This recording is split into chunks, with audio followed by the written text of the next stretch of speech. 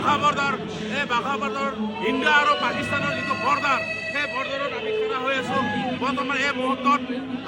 ৰাইজসকলে চাব পাৰে কেনেধৰণৰ বাঘা বৰ্ডাৰত বিশাল আমাৰ ভাৰত মানুহে কেনেধৰণৰ উত্তাপলা হৈ আছে ঘণ্টাৰ পিছত আৰু মোটামুটি আৰু 1 ঘণ্টাৰ পিছত সেই ইণ্ডিয়া আৰু পাকিস্তানৰ গেটটো খুলি দিব সমূহ